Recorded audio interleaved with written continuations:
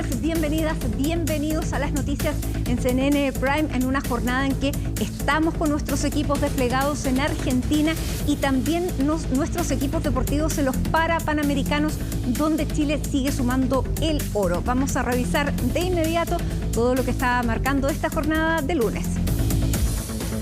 En su primer día como presidente electo, Javier Milei dio luces de lo que será su futuro gobierno. Hoy anunció a parte de su gabinete, definiendo los nombres de la canciller y del ministro de Justicia. Además, se confirmó la privatización de la petrolera YPF y también de la televisión pública. Respecto al traspaso de poder, se pospuso la reunión anunciada entre Milei y el presidente Alberto Fernández, esto por diferencias entre los equipos de ambos.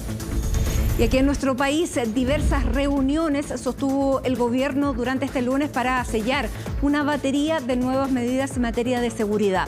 La ministra del Interior se reunió con exministros y exsubsecretarios del Interior sin la presencia de representantes de la oposición. Las nuevas medidas que serán presentadas al Congreso en los próximos días también incluirían acciones en materia migratoria. Y hoy se conocieron los resultados de la última encuesta CEP. Sobre el proceso constitucional, un 30% votaría en contra en el próximo plebiscito, mientras que solo un 8% respaldaría la opción a favor. Además, un 53% aseguró que aún no ha decidido su voto. Respecto a los políticos mejor evaluados, Evelyn Matei sigue liderando el sondeo, seguida por Sebastián Piñera y Claudio Orrego. Y en el deporte, se los decíamos, seguimos de cerca lo que está pasando con el Team para Chile en Santiago 2023. Jorge Carinao y Camila Rueditas Campos ganaron oro para Chile en el powerlifting y además batieron el récord para Panamericano. El tenis de mesa también aportó con 2 oros y 1 plata al medallero nacional. Todo esto y más porque aquí comienza CNN Prime.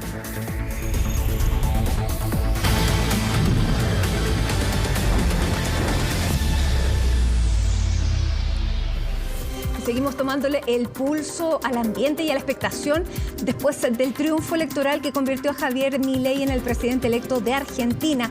Vamos a tomar contacto con nuestra compañera Mónica Rincón para conocer los detalles de esta jornada del día después. Mónica, ¿cómo estás? Muy buenas noches. Muy buenas noches, Matilde. Estamos frente al Teatro Colón, este centro cultural que es icónico de la ciudad de Buenos Aires, pero que también fue el escenario donde el día previo a las elecciones sufrió una especie de funa Javier Milei, con algunos gritándole y con otros aplaudiéndolo. Por eso veníamos acá y también porque es un lugar icónico de esta ciudad que está en un día feriado, post elecciones, estas elecciones en que arrasa Javier Milei con 14 millones de votos y se convierte en el presidente de la Argentina más votado de su historia. Una jornada en que en reciente comunicación se ha dicho que no viene ningún nombramiento más de parte del gobierno entrante hasta el 10 de diciembre, una señal política entonces de que no van a ser ellos responsables hasta que comiencen a gobernar y que, al contrario de lo que dijo Sergio Massa cuando reconoce su derrota en la jornada de ayer de esta segunda vuelta presidencial de Argentina 2023, son ellos los responsables, son los que están gobernando actualmente, los que van a ser los responsables del devenir económico, político y social hasta el día en que llegue al poder. En entrevista, Javier Milei sostuvo que sobre todo no iba a dar el nombre del ministro de Economía, ninguno más, de hecho los que ya se conocían. Se constituyó oficialmente la oficina de prensa de la presidencia entrante y quedó entonces en el más absoluto hermetismo el nombre del futuro ministro de Economía, porque dijo que se lo iban a comenzar a torpedear con estas palabras de Sergio Massa, en el sentido de que cualquier cosa que pasara era responsabilidad de ellos. Así es que se espera en medio de un plan económico con un dólar más competitivo para tratar de contenerlo post elecciones. Son medidas que han trascendido y que ha dado a conocer el diario La Nación, que también ratifica el diario El Clarín, y que serían anunciadas en las próximas horas. Como hoy es feriado, no hemos visto en Argentina los efectos económicos todavía de esta elección presidencial de segunda vuelta y del triunfo de Javier Milei, pero sí sabemos lo que ha ocurrido fuera, como por ejemplo cuando nombró la posibilidad de privatizar YPF. Lo que ocurrió fue que subieron las acciones en el extranjero de YPF. Vamos a ver entonces cómo fue este día después postelecciones de Javier Milei. Hoy volvemos a abrazar el modelo de la libertad para volver a ser una potencia mundial. ¡Viva la libertad, carajo! ¡Viva la libertad, carajo! ¡Viva la libertad, carajo! Dios bendiga a los argentinos. Muchas gracias.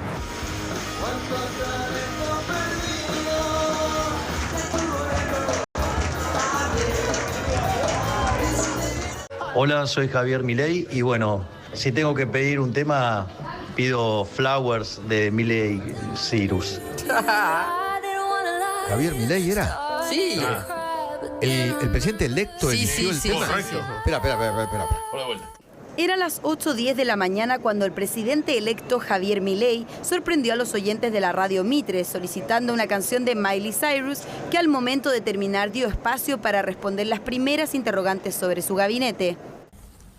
Tiene muchos desafíos por delante. Uno es la Corte Suprema de Justicia, ¿no? En sus manos va a estar proponer por lo menos por ahora, uno de los miembros de la Corte. ¿Lo tiene claro eso? Eso lo tengo claro y mi intención es consensuarlo con el ministro de Justicia y con, que es Mariano Cunio Libarona, ¿sí? Y con la Corte. Tenemos que sea algo consensuado. Perdón, me acaba de confirmar que Mariano Cunio Libarona va a ser su ministro de Justicia. Exactamente, yo sé que usted es un periodista muy inteligente y sabía de leer lo que le estaba diciendo. Sí, claro que sí. Como mencionó, Mariano Cunio Libarano ocupará el puesto de ministro de la cartera de Justicia. En tanto, Carolina Píparo será titular de la Administración Nacional de Seguridad Social. La economista Diana Mondino será la futura canciller y en cuanto a los ministros de Seguridad y Defensa, será Victoria Villarruel quien se encargará de elegir los nombres. El presidente electo tenía la esperanza de nombrar a su ministro de Economía hoy, pero luego de la petición de una licencia extendida hasta el 9 de diciembre por parte de Sergio Massa, el panorama ideal para el futuro mandatario no se dio. El problema es, yo tenía un plan, ¿sí?, para anunciarlo hoy mismo, pero dada la canallada hecha por el ministro Massa de culparnos de cosas que tienen que ver con las decisiones tomadas por el actual gobierno, y el hecho de que se toma licencia y parte de la línea se toma licencia, me parece que esto de estar, me van a estar torpedeando al ministro de Economía antes de asumir, me parece una canallada. El economista aseguró que no pegó un ojo en toda la noche. Es más, a eso de las 4:30 de la mañana recibió un llamado del presidente uruguayo Luis Lacalle Pou desde China, donde se encontraba. Además, conversó a través de una videollamada con el expresidente de Brasil, Jair Bolsonaro, y su hijo, el diputado Eduardo Bolsonaro, a quienes extendió una invitación para el cambio de mando el próximo 10 de diciembre. Para mí sería un honor enorme si vinieran para la Asunción el 10 de diciembre, sería algo hermoso. Iremos. Y mientras otros confirman su asistencia, otros la ponen en duda, entre ellos el presidente Gabriel Boric. Su presencia en la asunción de Javier Milei aún no está resuelta. Esto depende mucho de la agenda presidencial. El presidente ahora está además con una agenda muy intensa en materia internacional, pero además va a tener una agenda muy intensa y seguirá teniendo una agenda muy intensa en regiones, en materia económica, en materia de seguridad. Por lo tanto, ahí depende mucho de la agenda presidencial, pero en eso, insisto, más allá de la visita o no al cambio de mando, nuestro objetivo central es mantener una buena relación diplomática con Argentina. Y las dudas suman y siguen respecto a la relación entre Chile y Argentina. Sobre quién ocupará el cargo de embajador en el país trasandino, aún no hay luces. Esto es una atribución, una facultad presidencial que se ve con Cancillería y por lo tanto yo no me puedo adelantar a quién va a ser nombrado o nombrada, pero insisto, más allá de su militancia o no, tiene que asumir una tarea importante en mantener, preservar relaciones diplomáticas de altura de miras con el país vecino, en este caso Argentina. Pero al menos ya se sabe que hay temas que preocupan a las futuras autoridades argentinas. Y me preocupa sobremanera la situación de la Araucanía en Chile, porque también se derrama sobre la República Argentina, así que espero que podamos trabajar en ese ámbito de la seguridad en forma conjunta. La agenda del presidente electo argentino será intensa en las próximas semanas. A 19 días de asumir la presidencia, Javier Milei aseguró que viajará fuera del país con propósitos espirituales. Mi primer viaje va a estar siendo a Estados Unidos, que bueno, yo voy a estar pasando por el oil y después estaría viajando a Israel.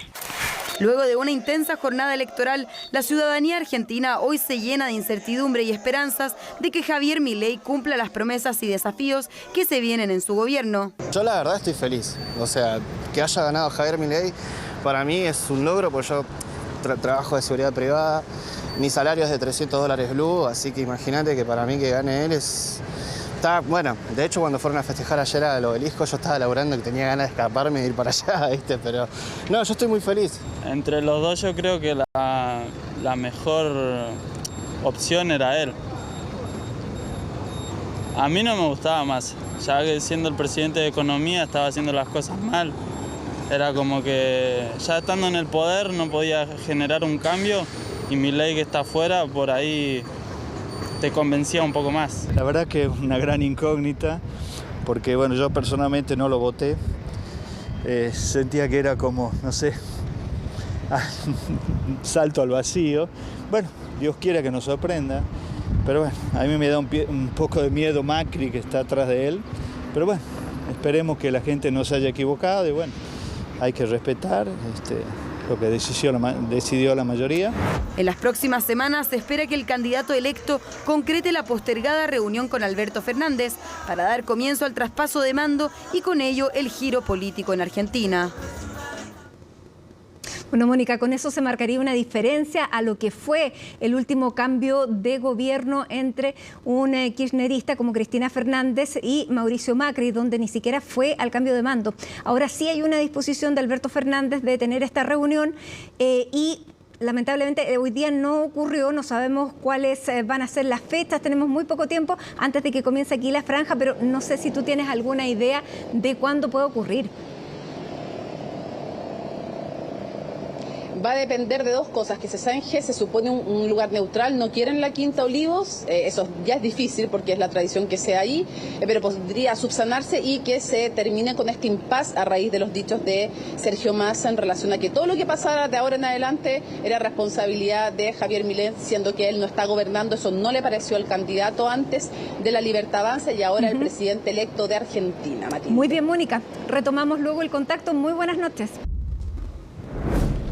Ya estamos de regreso en las noticias en CNN Prime y les contamos que durante esta jornada se realizaron reuniones claves en La Moneda, donde se discutió junto a otras autoridades la crisis de seguridad y los problemas de migración irregular. Los detalles en el informe de Natalia Muñoz. Primero una reunión con los presidentes de la Comisión de Seguridad y Relaciones Exteriores, después voy a hablar. Una jornada bastante ajetreada en La Moneda. Así comenzaba el día. A primera hora de este lunes, el presidente de la República encabezó una reunión por uno de los temas que se ha tomado la agenda, la seguridad y nuevas medidas que pretende el Ejecutivo sacar adelante. Son medidas que refuerzan las estrategias que se están implementando. No es ni un cambio de estrategia, ni una nueva agenda, es una manera de profundizar en la agenda que se ha estado llevando adelante. Y en el caso de las expulsiones, se han tomado varias medidas durante el año. 3 son los puntos claves: control territorial, registro migratorio y fortalecimiento de las expulsiones. Este año se han materializado 740 expulsiones aproximadamente, de las cuales 246 son administrativas y en torno a 500 son judiciales. La idea es seguir avanzando. Va a estar planificado, digamos, con una agenda semanal. Para eso he dispuesto a nivel nacional equipos que se van a dedicar a este trámite, a ubicar a las personas y ponerlas a disposición. Desde Interior anunciaron que aplicarán un artículo de la Ley de Migración y Extranjería que permite agilizar las expulsiones de migrantes irregulares cuando sea un riesgo para la seguridad interior del Estado. Además, plantearán modificaciones legislativas para entregar mayores facultades a las policías a la hora de realizar allanamientos en domicilios privados cuando se quiera detener personas y acortar el plazo para la presentación de recursos judiciales ante la Corte de Apelaciones. El subsecretario Monsalve nos citó precisamente para contarnos que hay un plan precisamente para poder ejecutar esas expulsiones. Nosotros le planteamos que esto tiene que hacerse de manera eficiente. Declaraciones que ocurren tras la reunión que presidió el subsecretario del Interior, donde asistieron los presidentes de las comisiones de Seguridad Ciudadana, Relaciones Exteriores y Defensa de la Cámara. Más tarde fue la ministra Toá quien recibió nuevamente a expersoneros de la cartera, sin contar con participación de la oposición. Particularmente a la oposición, le pedimos especialmente que colaboren, porque si al mismo tiempo que nos exigen acelerar el proceso de expulsiones, nos obstaculizan medidas legislativas para acelerar ese proceso de expulsión, entonces estamos en una piedra de tope. Ministra, infórmese. Estamos trabajando con el subsecretario Monsalve en esta agenda reservada de seguridad. Lo único que le digo es que no use la agenda de seguridad como un show político. Además, quienes sí asistieron a la reunión criticaron la falta de diálogo por parte de la derecha. Los últimos gobiernos, que no han sido partidarios ninguno de los dos, ni de Piñera ni el presidente Boric, cuando he sido convocado he venido, porque me parece que es un tema que hace sentido mirarlo pluralmente. Lamentar la ausencia de personeros de derecha. Cuando Gonzalo Blumel me citó a mí a conversar sobre orden público y seguridad ciudadana, siendo él ministro del Interior, no dudé en venir. En tanto, el subsecretario Monsalve prepara su viaje a Venezuela para destrabar el tema de las resoluciones administrativas y expulsiones en una reunión presencial con las autoridades de ese país. Nosotros tenemos que buscar amplios consensos, estar disputándose permanentemente lo que hizo este gobierno o el anterior, si es suficiente o no, creo que es mezquino. Yo espero que esta semana le pongamos más dinamismo a los proyectos que todavía están pendientes. Tenemos que hacer un esfuerzo todos por mejorar y dar una señal muy clara de que nosotros no vamos a tolerar migraciones con objeto de violencia, ejercer la violencia en el país. Durante los próximos días, el Ejecutivo presentará los 2 cambios legales que se tendrán que debatir en el Congreso, en un trabajo a contrarreloj por el avance de hechos de violencia, como el ataque con una granada a una carabinera que obligó a tomar medidas más drásticas. Le contamos hasta ahora que más del 50% de la ciudadanía aún no tiene una postura clara para el plebiscito de salida del próximo 17 de diciembre. Esto según los resultados de la última encuesta del Centro de Estudios Públicos CEP. El a favor tiene la menor preferencia. La CEP también midió a los políticos mejor evaluados, el ranking que lo encabeza la alcaldesa de Providencia, Evelyn Matei. Los detalles los revisamos en el informe de Belén Saldías.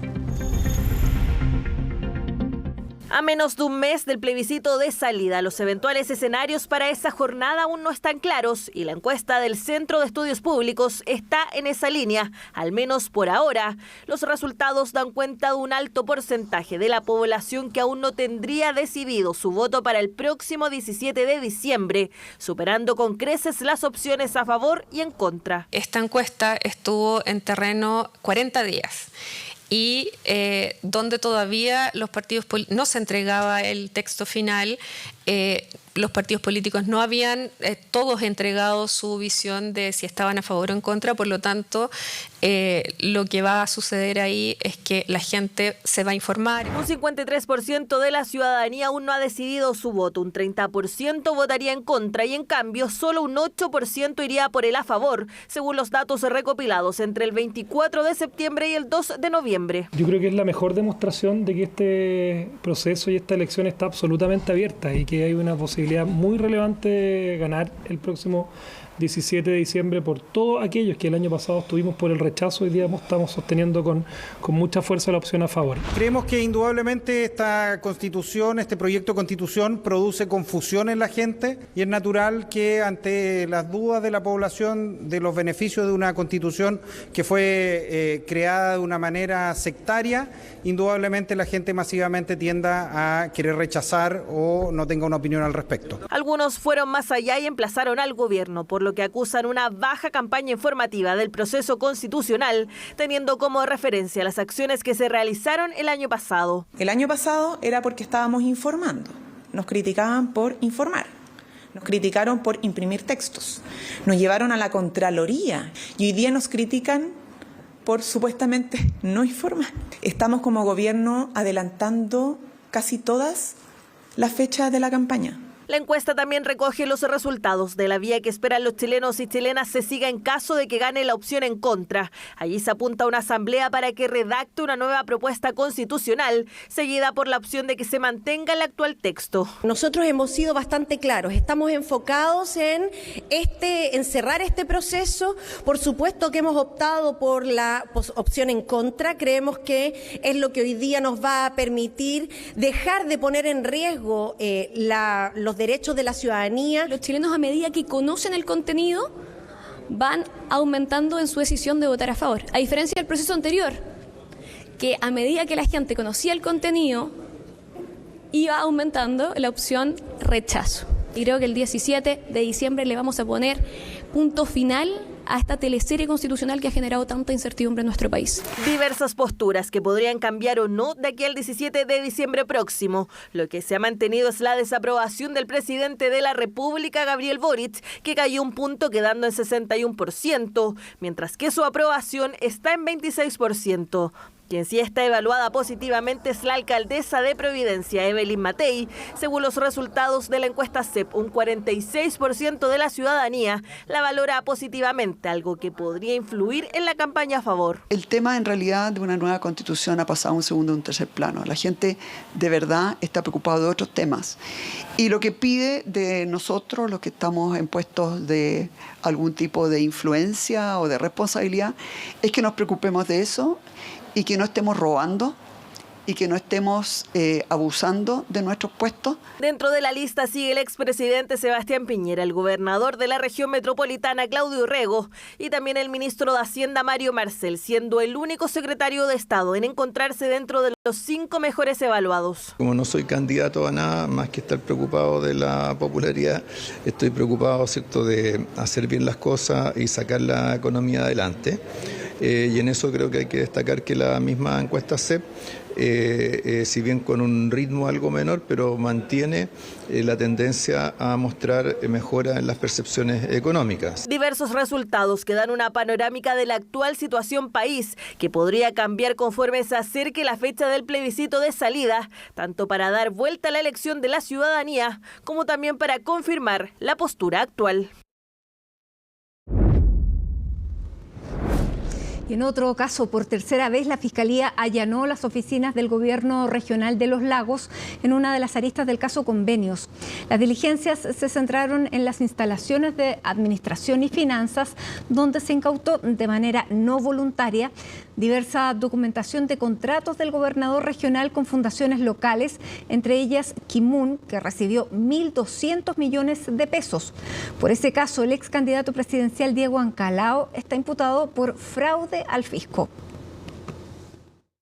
El día de hoy se dio cumplimiento a una orden judicial de entrada a registro de incautación en dependencias del gobierno regional. Tenía por propósito incautar documentación necesaria para la investigación. Bueno, las investigaciones son dinámicas. Uno va descubriendo situaciones que es necesario aclarar o complementar. Nunca un solo allanamiento parece ser necesario, digamos. De parte de los trabajadores del gobierno regional siempre hemos recibido la mejor de las acogidas. No obstante, en este caso, lo que se hizo fue dar cumplimiento a una orden judicial y no pedir entrega voluntaria de información. Orden judicial que ordenaba la incautación de documentación. La presidenta de la Comisión para el Mercado Financiero, Solange Bernstein, y el director del Servicio de Impuestos Internos, Hernán Frigolet, asistieron este lunes a la Comisión de Hacienda del Senado en medio del llamado caso Audios. La timonel de la CMF aseguró que las acciones de presunto soborno a funcionarios no tuvieron, dijo, efecto alguno. Vamos a ver los detalles en el informe de Valentina Nieto. Porque aquí estamos haciendo una huevada que es delito. Esto es un delito. Si la empresa o sus representantes trataron de influir sobre algún funcionario de la institución, no hubo efecto alguno. Así de clara, así de categórica fue la presidenta de la Comisión para el Mercado Financiero. Y es que el presunto pago de coimas a funcionarios puso los ojos sobre la CMF y el Servicio de Impuestos Internos en medio del denominado caso Audios. Ni la CMF ni las superintendencias que la precedieron se han visto involucradas en caso de soborno. Estamos disponibles para colaborar con el Ministerio Público al mismo tiempo que se desarrolla nuestra investigación interna, temas que todavía están y que hay que investigar y hacer todo lo que se requiera. En detalle, la timonel de la CMF expuso ante la Comisión de Hacienda del Senado, todo con la intención de aclarar cuáles fueron las medidas que tomó el organismo. Esto tanto antes como después de la filtración del audio que involucra a los abogados Luis Hermosilla y María Leonarda Villalobos, además del empresario Daniel Sauer. Es obligación de ustedes colaborar con la justicia y es su obligación someterse a las funciones del Estado.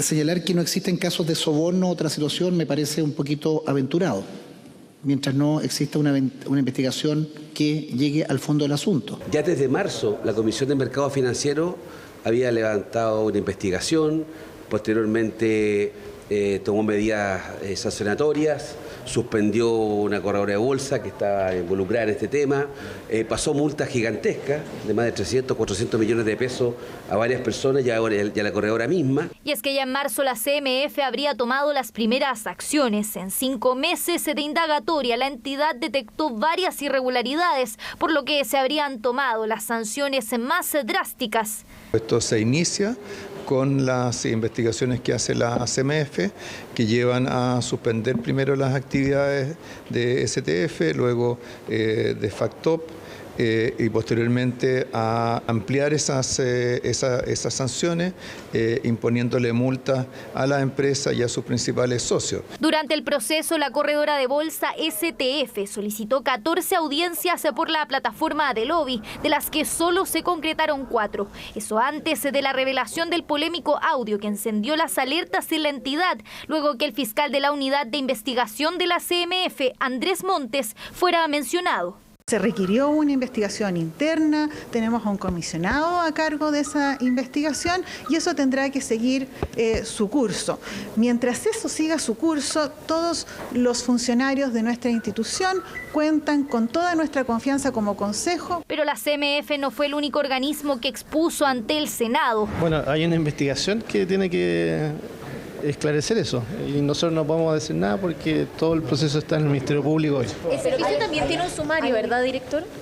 También hicimos un sumario. De forma más escueta, el director del Servicio de Impuestos Internos también abordó la polémica, eso sí, enfocado en las operaciones que realizó la empresa de factoring FACTOP S.p.A., a la que se le acusa de emitir facturas ideológicamente falsas. Habrían sospechas de que habían documentos tributarios electrónicos falsos, en este caso facturas. Y producto de eso, de que ya habría... En ese caso estamos en presencia de un delito tributario. Acá el director del Servicio de Impuestos Internos nos ha dicho que Sauer reconoció que se habían cometido delitos en una entrevista al diario El Financiero. Lo que nosotros le hemos pedido al director del Servicio de Impuestos Internos, y yo como senador le pido, es que él haga toda la investigación que aluda o que involucre a cualquier persona, sea del color político que sea. Quienes definen eso son los tribunales, son los jueces. O sea, uno podrá tener impresiones, podrá tomar medidas, podrá revisar cómo han funcionado las medidas, pero la investigación no la hacen los jueces. Ojalá no haya habido ningún tipo de actuaciones indebidas de quienes tienen a cargo la fe pública. Caso Audios que sigue sumando capítulos. Este lunes la CMF entregó nuevos antecedentes a la Fiscalía. En el Servicio de Impuestos Internos, en tanto, establecieron un primer plazo de 20 días para dilucidar las responsabilidades dentro del organismo en un sumario interno. Ya les dije, no puedo dar información de los procesos que están en curso. Y después de 82 días en paro, el Colegio de Profesores de Atacama llegó a un acuerdo con el Ministerio de Educación para que alumnos y profesores de la región vuelvan a clases. A través de un comunicado, el gremio docente anunció que esta semana se retomarán las clases luego de mantener conversaciones por 3 días con el Ministerio de Educación. Se acordó actualizar el documento que especifica las condiciones de retorno paulatino a clases, parámetros para continuar con las obras de infraestructura y comenzar el año escolar 2024 con normalidad.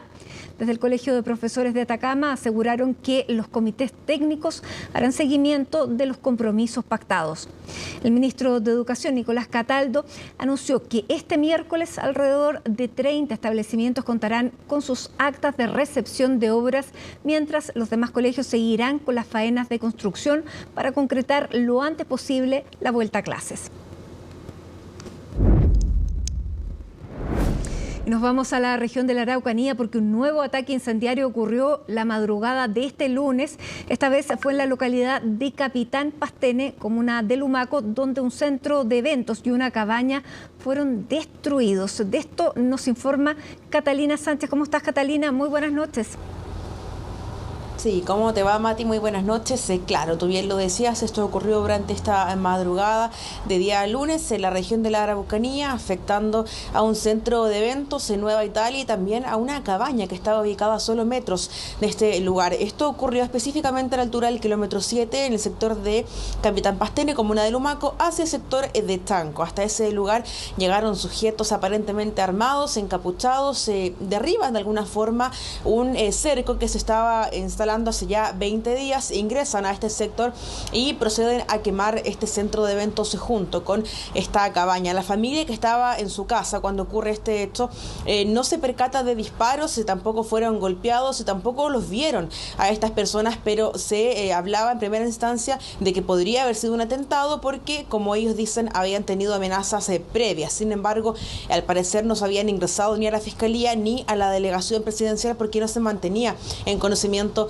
esta situación. Se percatan cuando miran por la ventana de que habían 2 focos de incendio, uno en el centro de eventos y otro a pocos metros en esta cabaña, y finalmente se dan cuenta de que se trataba entonces de el fuego provocado por terceras personas. No se dejó ningún lienzo en el lugar de los hechos, pero sí se lo adjudicó una orgánica de la coordinadora Arauco Mayeco, según dicen ellos, mediante Huerquén Noticias. Esta es en respuesta, ¿no?, a la condena que obtuvieron Ernesto Yaitul, hijo de Héctor Yaitul, junto con otros 3 comuneros que fueron sentenciados a más de 15 años de cárcel. El hecho fue, por supuesto, condenado, rechazado por Richard Leonelli, alcalde de la comuna de Lumaco, quien además sería familiar de estas víctimas, digo, junto con el diputado Jorge Ragbeck, porque hablamos de la familia Leonelli Ragbeck. Son mujeres en su mayoría quienes fueron víctimas de este nuevo atentado que ocurrió durante esta madrugada en la comuna de Lumaco, específicamente en la localidad de Capitán Pastene. Pasemos a escuchar palabras en primera instancia de Richard Leonelli, el alcalde de la comuna de Lumaco.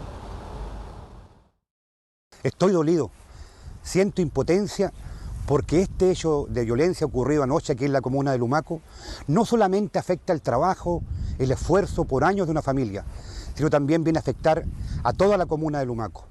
Yo le pido de verdad a la Fiscalía o quien corresponda poder investigar estos hechos y obtener de verdad resultados. Reconozco que a través del gobierno central, con el estado de excepción, la seguridad de nuestra comuna ha mejorado muchísimo, pero un nuevo hecho de violencia solamente nos hace retroceder en los esfuerzos por sacar a esta comuna y a sus familias adelante. La comuna de Lumaco ha sido afectada en varias ocasiones por diversos hechos de violencia, hay que decirlo, Mati. También el alcalde hacía ahí un llamado o una solicitud bastante enfática a la justicia a poder tener resultados en las investigaciones y también a dar con los responsables. Hubo un comité policial durante la mañana, como es frecuente cada día lunes. Participa la delegación presidencial, participa Gendarmería, también el Ejército, y habló justamente José Montalva, el delegado de la Araucanía, junto con el general Pablo León de la Jefatura de la Defensa Nacional. Ellos se hacen bastante énfasis en en cómo hoy día está trabajando justamente personal policial junto con los militares patrullando en las principales rutas de nuestro país, en este caso de la macrozona sur, región de la Araucanía y también región del Biobío. El delegado condena este atentado e incluso ha sido bastante enfático en mencionar que están trabajando intensamente en identificar también algunos puntos críticos, sobre todo en la provincia de Malleco, para reforzar aún más la seguridad en esa zona, pero afortunadamente, lo decimos Mati, no hay ninguna persona lesionada porque en ningún momento hubo un encuentro, ¿no?, entre estos sujetos que efectuaron este atentado y también por parte, ¿no?, de las víctimas quienes se percatan después de que estas personas prenden fuego a este centro de eventos en Nueva Italia junto con esta cabaña, afectando también el turismo en la zona porque, claro, era un local que atendía justamente en los tiempos donde llegan turistas a la región de la Araucanía. Pasemos a escuchar palabras por ahora del delegado José Montalva y después seguimos viendo más reacciones. Se procede, ¿cierto?, a incendiar este lugar que era un restaurante que no se ocupaba todos los días, era una especie de centro de eventos y efectivamente lo queman y hacen un atentado y posteriormente da cuenta y se adjudican este hecho. Nosotros la forma de poder trabajar para prevenir estos hechos no es solamente la prevención situacional que estamos trabajando día a día y tenemos una base adelantada justamente en Capitán Pastene para este tipo de hechos, sino también ir detrás y que estas personas sean condenadas. Nosotros no vamos a terminar con estos hechos solamente previniendo un hecho. Tienen que ser condenadas estas personas. Claro, son avances en materia de seguridad, de trabajar con estas bases adelantadas, tal como ha ocurrido, por ejemplo, hoy en la localidad de Pastene, también en la comuna de Traillén y en diferentes zonas que son afectadas frecuentemente por estos atentados. Como yo te comentaba, también habló durante la mañana en el comité policial el general Pablo León, quien se refiere justamente a cómo hoy día trabajan las fuerzas armadas patrullando en las principales rutas de nuestro país, también en la región de la Araucanía, producto de este estado de excepción. Se refiere también a cómo ha disminuido de alguna forma la violencia que también ha sido ratificado, ¿no?, por la multigremial quien emite informes mensualmente. Sin embargo, lo que ellos señalan es que la agresividad con la que se cometen estos atentados o bien el aumento todavía se mantiene en la provincia de Malleco, pese a que ha disminuido al parecer en otras zonas como por ejemplo en la región del Biobío. Así que también pasemos, Mati, a revisar palabras justamente por parte de el general Pablo León, quien está hoy día a cargo de la jefatura de la Defensa Nacional, porque seguimos, recordemos, hace más de 2 años en un estado de excepción y esto sigue ocurriendo, así que claro, se refuerza la seguridad para evitar que estos atentados sigan ocurriendo y hoy día afectando en su mayoría a la provincia de Malleco. Escuchemos. La problemática del estado de excepción constitucional todavía persiste, es por eso que aún estamos desplegados, pero estamos avanzando consistentemente. A pesar de eso, hemos tenido más de 200% de incremento detenido del año 23 con respecto al 22. Por lo tanto, nuevamente la señal es a la ciudadanía un mensaje de tranquilidad. Estamos trabajando por la seguridad de ustedes. Esto se ve en el despliegue permanente que ustedes pueden observar en las calles y que nos ha permitido tener avances significativos al respecto. Un despliegue que podría también reforzarse aún más el producto de lo que ocurrió durante esta madrugada y también lo que ha acontecido, ¿no?, hace ya bastante tiempo en gran parte de la región de la Araucanía. Como yo te comentaba entonces, adjudicado a este nuevo atentado por una orgánica de la coordinadora Arauco Malleco en respuesta, como dicen ellos, a esta condena de 15 años para Ernesto Yaitul y 3 otros comuneros. Seguimos atentos a lo que sigue aconteciendo en la región de la Araucanía, también en gran parte de la macrozona sur, Mati. Por ahora también estamos pendientes de lo que arrojen estos resultados, ¿no?, que lleven adelante producto de la investigación que lleva justamente la Fiscalía para poder dar con los responsables, porque hasta este instante no hay ninguna persona sospechosa y tampoco hay ninguna persona detenida. Lo cierto es que afortunadamente no hay ninguna persona afectada físicamente, pero tal como lo decía el delegado y la delegada Andrea Parra, también hay un apoyo emocional para estas víctimas, ¿no?, que sufrieron la quema de este centro de eventos Nueva Italia y también su cabaña en el sector de Pastene, ahí camino a Chanco, Mati. Importante también esa arista. Catalina, muchas gracias por toda la información y que tengas muy buenas noches. Nos vemos, buenas noches. Y vamos a volver con informaciones de Argentina y el resultado de las elecciones, porque ayer ya comenzábamos a recibir las primeras declaraciones sin conocer todavía el resultado ya consolidado. Es lo que tenemos acá y que vamos a revisar junto a ustedes. Finalmente, Javier Milei de Libertad Avanza obtuvo el 55,69% de los votos contra el 44,30% de Sergio Massa. Una diferencia de aproximadamente 3 millones de votos, casi 3 millones de votos, que convierten a Javier Milei en el presidente electo que asume el próximo 10 de diciembre. ¿Y qué es lo que va a pasar ese día? Bueno, cambio de mando, y en nuestro país senadores de oposición pidieron formalmente al presidente Gabriel Boric asistir al cambio de mando de Javier Milei en Argentina y escoger un embajador idóneo para el país trasandino. Así lo pidieron el senador de Renovación Nacional Francisco Chaguán y su par republicano Rojo Edwards en una reunión que tuvieron con el ministro de Relaciones Exteriores Alberto Van Klaveren, en la cual mostraron su preocupación por las relaciones políticas y económicas entre Chile y Argentina. Del mismo modo, en cuanto a la designación del próximo embajador en el país vecino, los parlamentarios pusieron énfasis en que se designe a alguien que pueda cumplir su rol diplomático y que no se intente cumplir las cuotas de embajadores para los partidos de gobierno.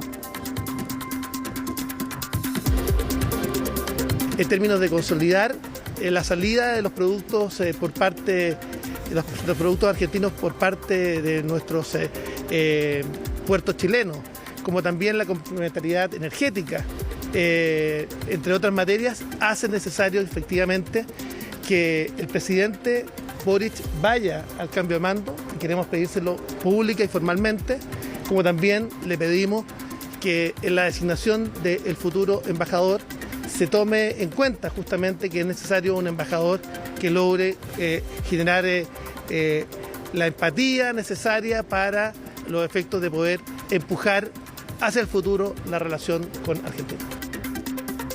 Más allá de lo que ocurra en Argentina, para Chile es muy importante tener las mejores relaciones posibles con nuestro pueblo hermano de Argentina. Y por eso le venimos a pedir al presidente que en el nombramiento del nuevo o la nueva embajador o embajadora en Argentina se considere la importancia que tienen estas relaciones y sea una persona que pueda ser un vínculo real para toda la complementariedad que tenemos con Argentina en términos económicos, pero también en culturales y sociales.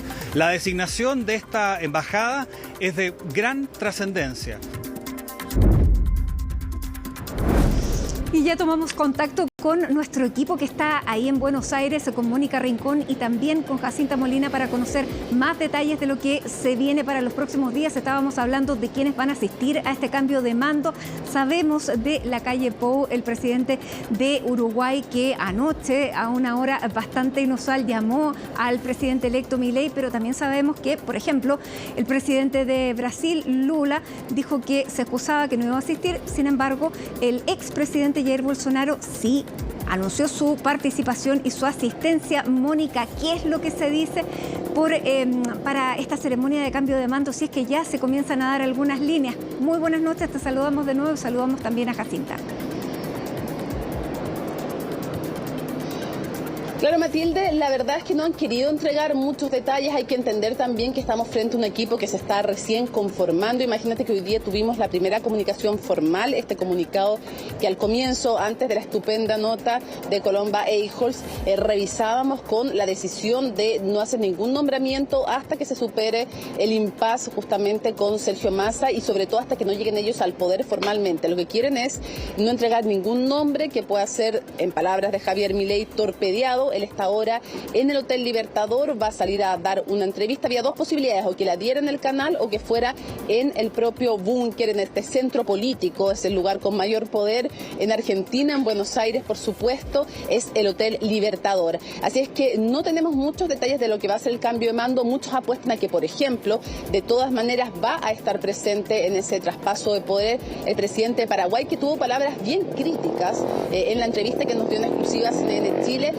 hacia el presidente ahora electo Javier Milei, cuando todavía era candidato dijo que lo consideraba una persona muy extrema, dijo también que no estaba de acuerdo con sus ideas de dolarizar, que eso no iba a funcionar, ni tampoco menos alguien que, como el presidente Santiago Peña de Paraguay, fue funcionario de su propio Banco Central, que no estaba de acuerdo con la idea de cerrar el Banco Central. En todo caso, Patricia Bullrich nos decía que esta idea no es cerrar realmente el Banco Central, sino que quitarle la capacidad de emitir dinero, también el tema de la deuda, transparentar las cifras, porque hay mucha preocupación en el equipo de Javier Milei, dicen, respecto de cuáles son realmente las estadísticas y si las que conocemos, que ya son bien complejas, son realmente confiables. Muchos se preguntan por qué ganó Javier Milei. Les decía que sí, seguro que va a estar, es muy probable, todos apuestan a que va a estar el presidente de Paraguay. Hay también temas complicados con Paraguay desde Argentina, entre otros por la carretera fluvial, y se dice que es uno de los temas a los que Diana Mondino, que va a ser la futura canciller, le va a poner atención y que van a tratar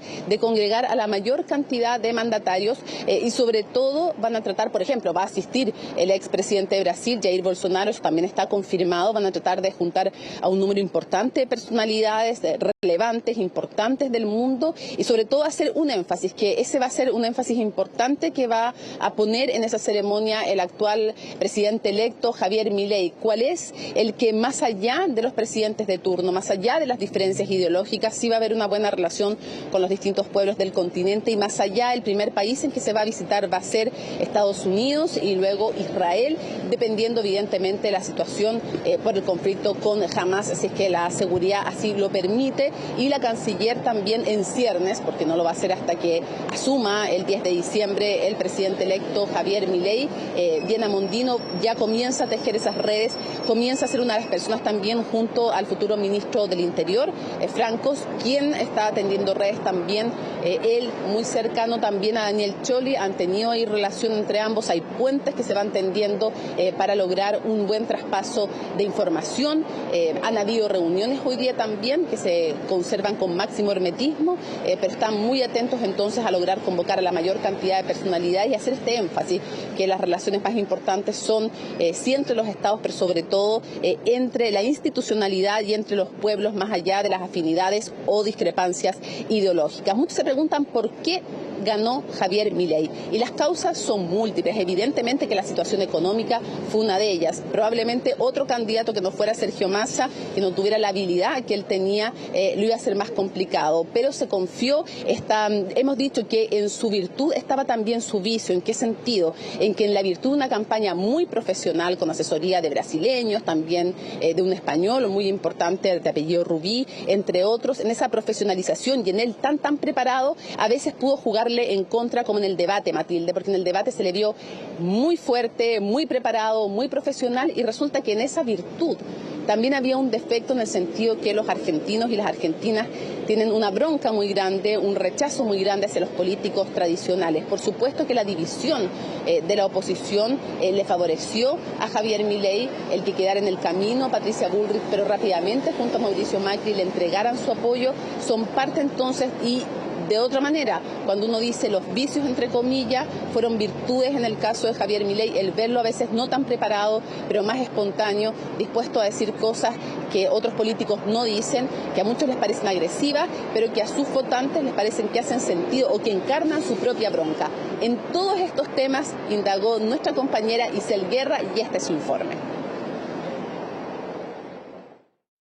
¡Viva la libertad, carajo!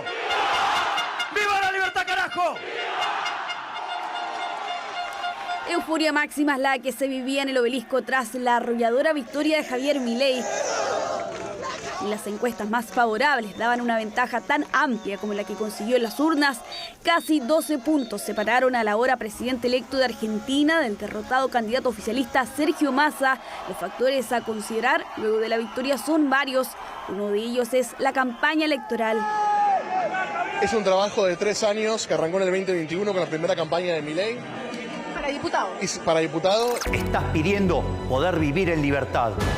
Esa fue la tónica del mensaje que buscaba instalar Javier Milei y su equipo hace 2 años y que en la campaña presidencial sumó otro componente, el del cambio por sobre la continuidad. Los invito a empezar a escribir juntos una nueva historia, la de un país libre, próspero y pujante. Y se trató de contar una historia de salvación nacional, una historia de una persona que estaba dispuesta a dejar todo para que este país salga adelante? Argentina no está acostumbrado a los outsiders. De alguna manera el gran outsider fue Juan Domingo Perón y esto es bien novedoso.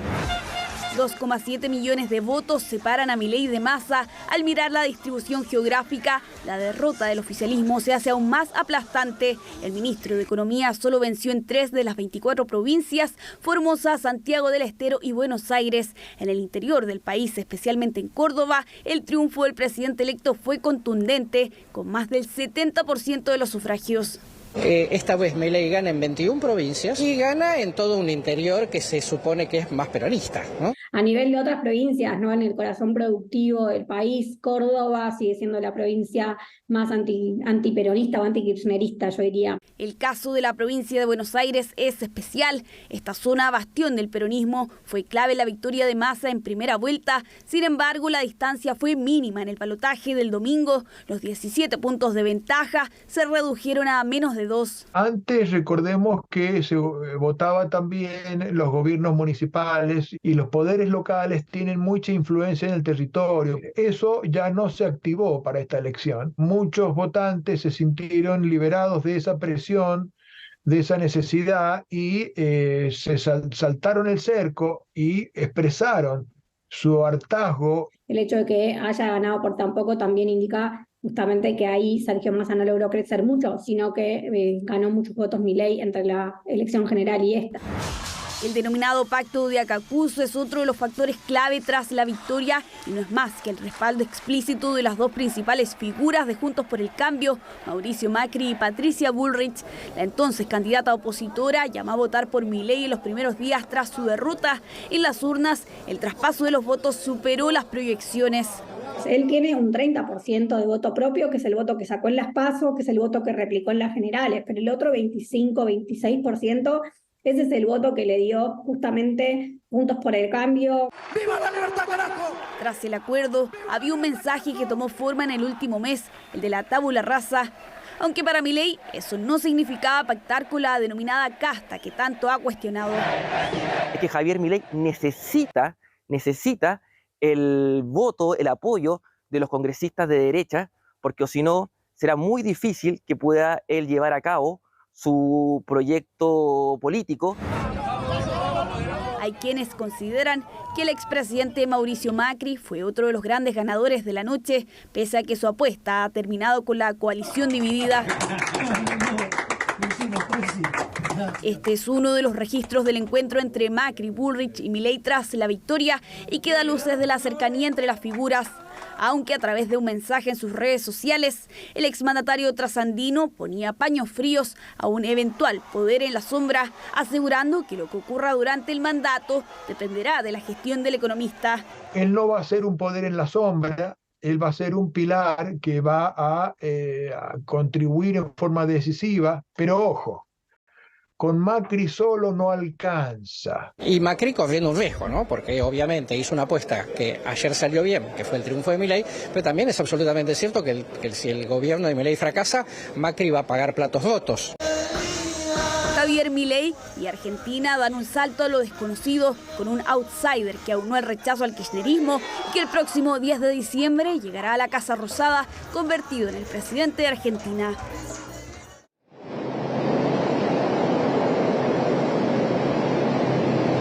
Ya lo veíamos, el presidente más votado de la historia de Argentina, sus aciertos en la nota de Isel Guerra, cómo llegó hasta ese lugar, pero también qué errores cometió y cuál es el recorrido, cuál ha sido el día de Sergio Massa, aún ministro de Economía. Se lo vamos a preguntar a Jacinta Molina, que está en otro punto de la ciudad de Buenos Aires. Jacinta.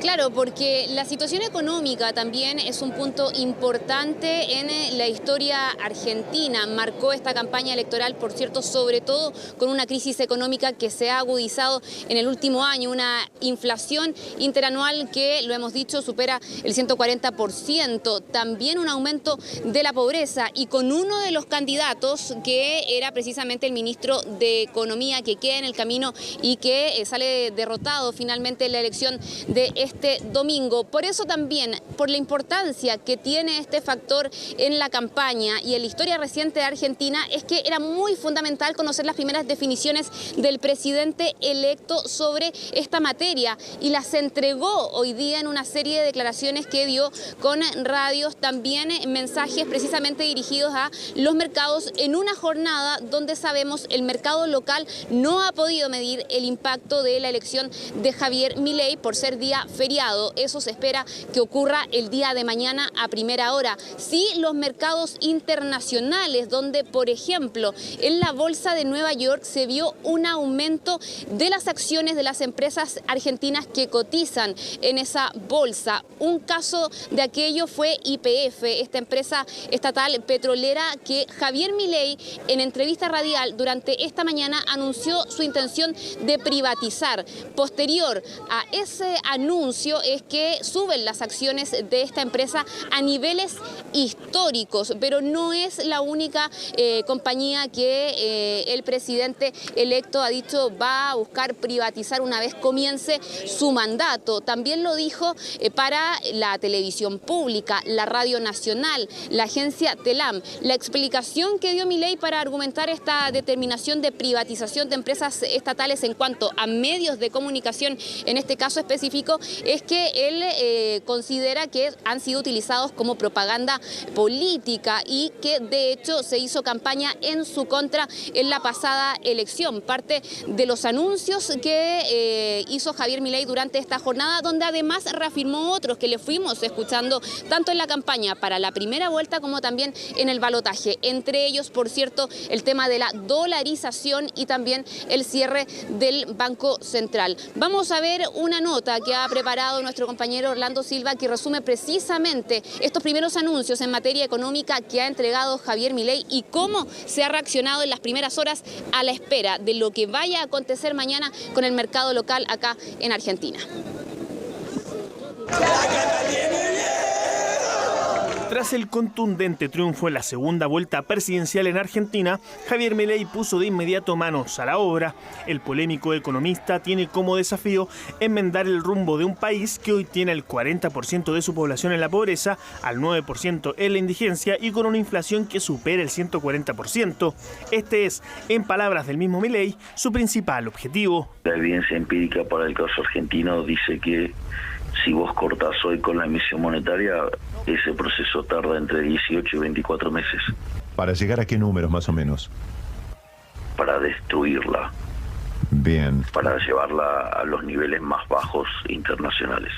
Porque si no resuelves el problema que tenés adentro del Banco Central, digamos, la sombra de la hiperinflación te va a estar siguiendo todo el momento. El problema para Milei es que pese a los 3 millones de votos de diferencia que sacó, su movimiento, La Libertad Avanza, estuvo lejos de lograr mayoría en el Congreso. Esto volcó los análisis y cálculos políticos a definir qué tan viable es que su gobierno logre concretar su polémico programa, que incluye la cuestionada eliminación del Banco Central, la fuerte reducción del gasto público o la disminución radical de empleos fiscales. Digamos, le va a costar alcanzar el quórum antes de pensar en aprobar, ¿no?, cualquier ley. Porque el sistema político argentino quedó más fragmentado que nunca. Tiene una minoría en las dos cámaras del Congreso. Ahora, también es cierto que la presidencia en Argentina es una presidencia con mucho poder. O sea que antes de pasar por el Congreso, en materia de recorte de gasto, puede hacer muchísimas cosas.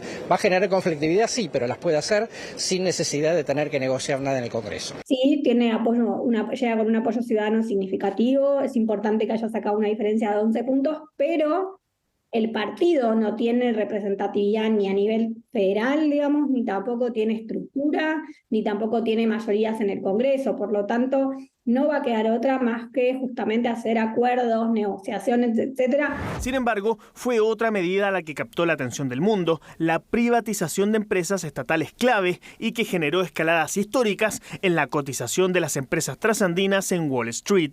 No adhiero a esas prácticas de tener un ministerio de propaganda encubierto. Ok, ¿y entonces? Tiene que ser privatizado. La TV pública privatizada, Radio Nacional, lo mismo, privatizada Radio Nacional. Todo lo que pueda estar en las manos del sector privado va a estar en las manos del sector privado. Okay. YPF, digamos, primero la tiene que recomponer, ¿no? Y de esa manera se puedan vender de una manera muy beneficiosa para los argentinos. Luego de estos dichos, la acción de yacimientos petrolíferos fiscales en Nueva York escaló más del 40%, subiendo su valor bursátil en más de 1.500 millones de dólares. Otras energéticas como Gas del Sur, Pampa Energía y Vista Energy también subieron con fuerza, junto a papeles financieros como los bancos Macro y Galicia. Optimismo que contagió a las acciones de empresas chilenas con presencia en Argentina y también a sus mismos adherentes, que aseguraron que al gobierno no le temblará la mano para llevar adelante su programa. No es para tibios lo que viene, hay que tener una mano muy firme, pero además saber que los cambios hay que hacerlos en muy poco tiempo. No está dado ni el mercado financiero ni tampoco la economía local para una serie de cambios gradualistas. Nosotros creemos que hay que hacer cambios radicales para mejorar la situación financiera del país y sobre todo la inflacionaria. Es muy difícil hacer todo de golpe, pero al menos mostrarle a la sociedad que uno asumió el rol por el cual lo ungieron en la victoria. Luego de confirmados los resultados, hubo críticas transversales dirigidas hacia el derrotado Sergio Massa, esto porque habría pedido una licencia médica que se extendería hasta el cambio de mando, por lo que no retornaría a sus funciones como ministro de Economía.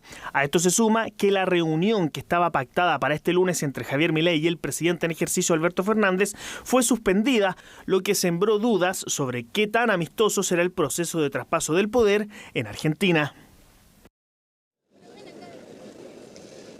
Claro, decía Javier Milei ayer en su discurso que los cambios no podían ser graduales, sino que inmediatos, rápidos, pero la gran pregunta es qué va a decir el Congreso al respecto, porque lo cierto es que va a tener que negociar, va a tener que dialogar el mandatario electo en caso de para concretar, todas estas propuestas que ha reafirmado también durante esta jornada. ¿Qué se espera para mañana? Bueno, ya la apertura del mercado acá en Argentina y desde el gobierno esperan que esta apertura se dé de manera normal, tanto en lo que tiene que ver con el mercado cambiario y, por cierto, también el monetario.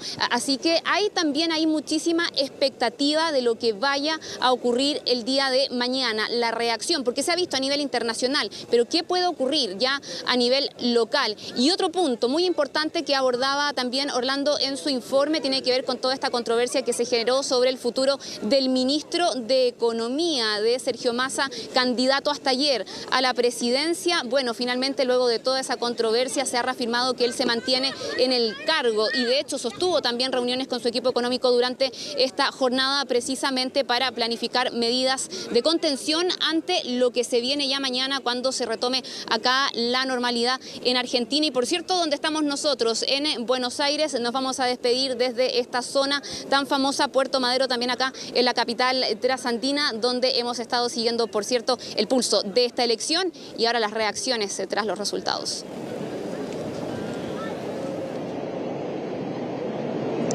Claro, Jacinta, hay mucha expectación de lo que ocurra mañana. Hoy día ya tuvimos una señal del peso de Mauricio Macri. Estuvo en el Hotel Libertador conversando cara a cara con el presidente electo y esto habla de la influencia que va a tener en el próximo mandato. Él ha sido uno de los ganadores sin duda. Después de Javier Milei, la figura política que apostó y ganó fue Mauricio Macri, que rápidamente le entregó, desde antes incluso lo vimos acercándose, hablando bien de Javier Milei y apenas fueron derrotados, en menos de 48 horas le entregó su apoyo y ahora hace sentir el peso de su influencia y el peso de los votos que requiere en el Parlamento. La Libertad Avanza, así que quiere aprobar algunas de las normas. Ya conversamos también con el diputado Martín Tetaz de la Unión Cívica Radical y se mostraba abierto a algunas cosas, no por ejemplo a una privatización de YPF, pero sí a algunas medidas como por ejemplo estudiar si era necesario o no privatizar algunos medios de comunicación y recalcaba que Javier Milei en su momento le dio su patrocinio a algunos proyectos de la propia Unión Cívica Radical, como por ejemplo bajar impuestos, que va en la misma línea también, en lo que sí coinciden con el ahora presidente electo. Decíamos, Matilde, que es importante destacar el cambio político. Esta es otra Argentina después del triunfo de Javier Milei, ya no son dos fuerzas, son tres, pero además ha logrado instalar y probablemente va a seguir instalando este cambio conceptual. La casta ya no son los políticos de siempre, ha ido tornando ese discurso en que la casta, ¿quiénes son? La casta son los que no están dispuestos vamos a apoyar el programa y las propuestas de Javier Milei y por lo tanto, si es aceptable desde su perspectiva ahora estar junto a parte del PRO y a parte de los radicales. Exactamente, no le queda otra.